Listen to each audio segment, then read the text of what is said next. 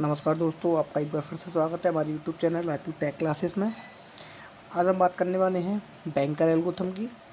तो banker algorithm होती क्या है? बैंकर एल्गोरिथम को हम लोग ज़्यादातर डेडलॉक अवॉइडेंस के लिए यूज़ करते हैं, यानी कि डेडलॉक हमारा आकर ना हो उसको अवॉइड करने के लिए यूज़ करते हैं एक एल्गोरिथम जिसका नाम है बैंकर एल्गोरिथम। ठीक है। सो आज हम इसी की बात करेंगे। बैंकर एल्गोरिथम होती क्या है, ये काम किस तरीके से करती है। सो इसमें कुछ प्रोसेस हमारे पास गिवन होती हैं, ठीक है, जो कि सीपीयू में एग्जीक्यूट होने के लिए आई हुई हैं। और यहाँ पे हमारे कुछ मैक्सिमम, एलोकेशन, अवेलेबल और नीड मैट्रिक्स, ये सब क्या है, ये सब को जान लेते हैं। सबसे पहले मैक्सिमम क्या होता है। अच्छा, मैक्सिमम को जानने से पहले एक चीज़ बताऊँ, एलोकेशन आपका यहाँ भी हो सकता है, मैक्सिमम आपका यहाँ भी हो सकता है, तो यहाँ पे कन्फ्यूज। ठीक। सो मैक्सिमम का मतलब क्या है, यहाँ पे P1 को सीपीयू में एग्जीक्यूट होने के लिए मैक्सिमम नीड कितनी है।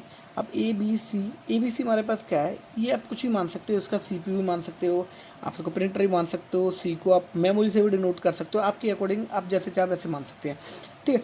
फिलहाल हम उसको ऐसे मान के चलेंगे, P1 को एग्जीक्यूट होने के ए को 7 की नीड है, 7 वैल्यू की, बी को 5 की नीड है, सी को 3 की नीड है। ठीक है, ये मैक्सिमम एलोकेशन है। ठीक है, मैक्सिमम इतनी चाहिए। लेकिन एलोकेशन क्या होता है, एलोकेशन वो वैल्यू है, सीपीयू ऑलरेडी कुछ ना कुछ स्पेस इनको ऑलरेडी प्रोवाइड करा चुका है। जैसे कि ए को अभी तक 0 स्पेस प्रोवाइड कराया है, बी को 1 करा चुका है और सी को अभी तक 0 करा है, यानी कि बी को 1 करा चुका है। मैक्सिमम नीड कितनी की उसकी 5 की है, तो इसको कितनी चाहिए, 4 और चाहिए। ठीक है, तो ये होता है मैक्सिमम एंड एलोकेशन। और ये होता है हमारे पास अवेलेबल। ये अवेलेबल क्या होता है, ये होता है मेमोरी स्पेस, कि हमारे पास इतनी मेमोरी स्पेस अभी तक अवेलेबल है। ठीक ना, ये समझ में आया। अब उसके बाद क्वेश्चन में पूछता क्या है आपसे ज़्यादातर, फर्स्ट वन पूछेगा वो नीड मैट्रिक्स, नीड मैट्रिक्स आपसे लिखवाने के लिए पूछेगा। सेकंड वन पूछता है it is a safest mode और नॉट, अगर ये आपका सेफेस्ट मोड है या नहीं है। अगर नहीं है तो कोई प्रॉब्लम नहीं है, और अगर है सेफेस्ट मोड तो आपको राइट द सेफेस्ट मोड, तो आपको सेफेस्ट मोड आपको लिखना पड़ेगा। सेफेस्ट मोड मतलब ये है कि पहले कौन सी प्रोसेस आएगी और पहले कौन सी प्रोसेस एग्जीक्यूट होगी। ठीक है, सिंपल। सो ना सब देखो, सबसे पहले ये निकलवाना हमसे नीड मैट्रिक्स, तो हमने सबसे पहले नीड मैट्रिक्स निकालेंगे। तो नीड मैट्रिक्स का जो फॉर्मूला होता है ना, वो होता है आपका, नीड मैट्रिक्स का जो आपका जो फॉर्मूला होता है ना, ठीक, हाँ, वो होता है आपका मैक्स माइनस एलोकेशन। ठीक है, नीड मैट्रिक्स का ये आपका फॉर्मूला होता है, नीड मैट्रिक्स का मैक्सिमम माइनस के एलोकेशन, यानी कि मैक्सिमम हमारे पास कितना 7 और एलोकेशन कितना है, ये सब है। तो हम लोग इसमें से इसको सब्ट्रैक्ट करते जाएंगे तो हमारी नीड मैट्रिक्स निकल आएगी। तो देखो निकालो, 7 में से 0 7 बचा, एंड 5 में से 1 4 3 0 3। ठीक, नेक्स्ट वन 3 2 1 एंड 2 0 0, यानी 2 2 आ जाएंगे दोनों में। Next one 9 2 3 6 and 0 0 0 and 2 2 0। ठीक है, नेक्स्ट वन 2 2 0 हो गया, 2 2 एंड 1 एंड 1। ठीक, तो सबसे पहले हमारा क्या काम होता है, नीड मैट्रिक्स। तो नीड मैट्रिक्स हम लोग इजी वे में निकाल लेंगे। अब नेक्स्ट स्टेप हमारा क्या होता है, अब हम लोग नीड मैट्रिक्स के अकॉर्डिंग, अब देखो मैक्सिमम मेरा कितना था, ये था, एलोकेशन इतना था। अब देखो, अब समझ लो आप, ये देखो मैक्सिमम मेरा कितना 7 है, एलोकेशन उसने 0 कराया है, तो अभी भी P1 प्रोसेस को एक प्रोसेस होने के लिए कितनी चाहिए, मुझे 7 वैल्यू चाहिए।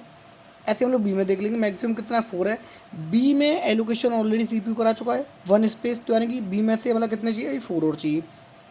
ठीक, तो ये होती है एक तरीके की नीड मैट्रिक्स। अब हम लोग प्रोसेस को देखेंगे। अब देखो P1 प्रोसेस को एग्जीक्यूट होने के लिए कितनी नीड है, 7 4 3, ये हमारे पास नीड है। लेकिन हमारे पास फिलहाल के लिए अवेलेबल कितना है, 3 3 4।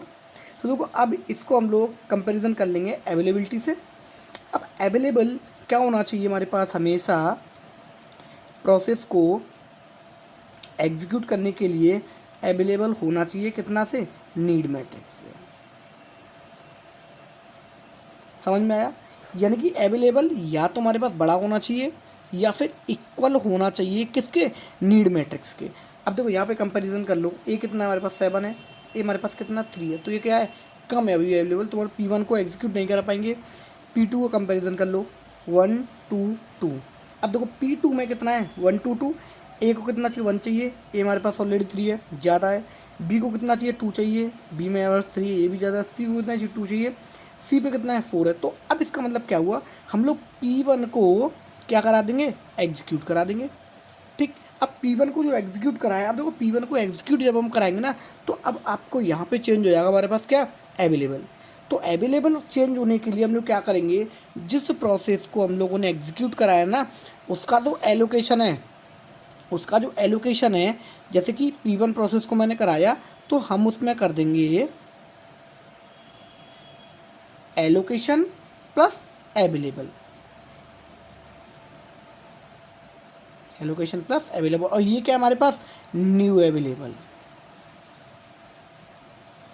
ठीक, तो आप इसको एक फॉर्मूला ये भी आप लिख सकते हैं, न्यू अवेलेबल निकालने के लिए आप क्या करोगे कि अवेलेबल एलोकेशन प्लस अवेलेबल। ठीक है, तो आप इसके थ्रू आप न्यू अवेलेबिलिटी भी निकाल लेंगे। अब देखो P1 को एग्जीक्यूट कराया हमने, P1 को हम लोगों ने जैसे एग्जीक्यूट कराया, अब P1 को नहीं कराया हम लोगों ने, सॉरी P2 को एग्जीक्यूट कराया, क्योंकि P1 की तो नीड ज़्यादा थी, हमने P2 को एग्जीक्यूट कराया।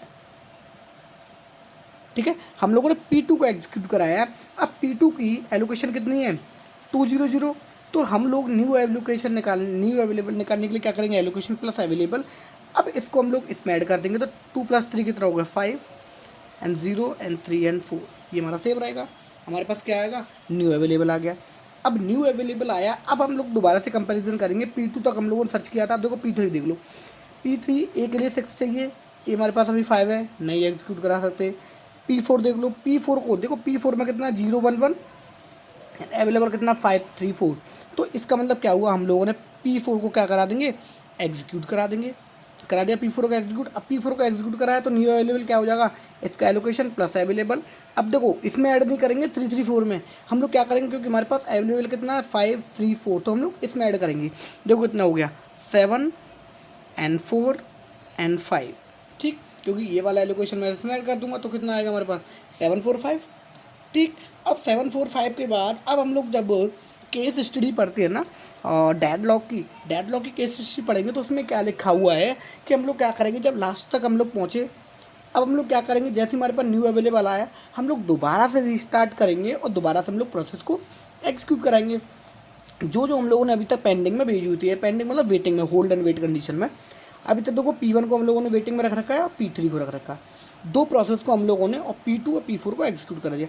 अब P4 को दोबारा से हम कंपैरिजन कर लेंगे, 7 4 एंड 3, देखो 7 भी है 4 भी है और 5 है, तो कंपैरिजन ये ज़्यादा है तो 3 है। अब देखो क्या हो जाएगा, P1 भी मेरा एग्जीक्यूट हो जाएगा।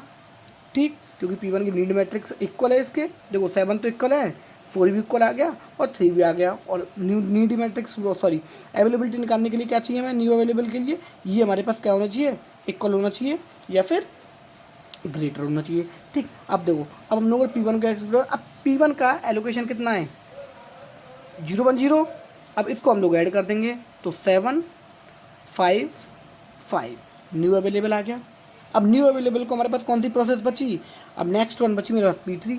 अब P3 को कंपैरिजन कर लो, P3 का कितना है 6 0 0। ठीक, अब मेरे पास कितना है 7 5 5। अब ये भी हो जाएगा एग्जीक्यूट, तो हम लोग नेक्स्ट वन क्या हो जाएगा हमारे पास, P3। ठीक, अब सभी पूरी की पूरी प्रोसेस हमारे पास क्या हो जाएंगी, एग्जीक्यूट हो जाएंगी। ठीक है, अब ये क्या है, डेडलॉक एविडेंस। अब देखो सेकंड वाले पॉइंट में क्या पूछ रहा है, इट्स द सेफेस्ट नोड और नॉट। अगर देखो सभी प्रोसेस हमारी एग्जीक्यूट नहीं होती तो ये हमारा सेफेस्ट नोड नहीं था। अब देखो सभी प्रोसेस अगर एग्जीक्यूट हो गई देन यस, तो राइट द सेफेस्ट मोड। अब ये क्या हो गया, अब इसको ये जो मोड जो बन के आया ना, हम इसको बोल सकते हैं सेफेस्ट मोड। यानी कि अगर हम P1 को पहले एग्जीक्यूट कराएंगे तो हमारे पास डेडलॉक अकर होगा, अगर हम P2 को पहले कराएंगे तो हमारे पास डेडलॉक अकर नहीं होगा। ठीक है, ऐसे ही यहाँ पे देख लो, P2 के बाद हमें P4 को एग्जीक्यूट कराएंगे तो डेडलॉक अकर नहीं होगा, और P2 के बाद P3 को एग्जीक्यूट करा देंगे तो डेडलॉक अकर होगा। तो बैंकर एल्गोरिथम हमारे पास क्या कहती है, ये क्या होता है, एक तरीके का डेडलॉक एविडेंस के लिए हम लोग यूज़ करते हैं, ताकि हमारे CPU के अंदर कोई भी प्रोसेस कोई भी दिक्कत ना आए। ठीक है, आई होप आपको ये बैंकर एल्गोरिथम समझ में आएगा, और ये ऑपरेटिंग सिस्टम का सबसे मोस्ट इम्पोर्टेंट टॉपिक है। आपके यूनिवर्सिटी में अगर हम बात करें तो 95% ये आपका पूछा जाता है आपकी यूनिवर्सिटी कुछ एग्ज़ाम में। ठीक है, तो आई होप आपको ये समझ में आएगा। अगर आपको ये वीडियो हमारी अच्छी लगी है तो अपने दोस्तों के साथ शेयर करें और हमारे वीडियो को लाइक करें, कमेंट्स करें। ठीक, और हमारे YouTube channel Rajput tech classes को ज़रूर सब्सक्राइब करें। ठीक है, तो आज के लिए इतना ही है। Thank you so much.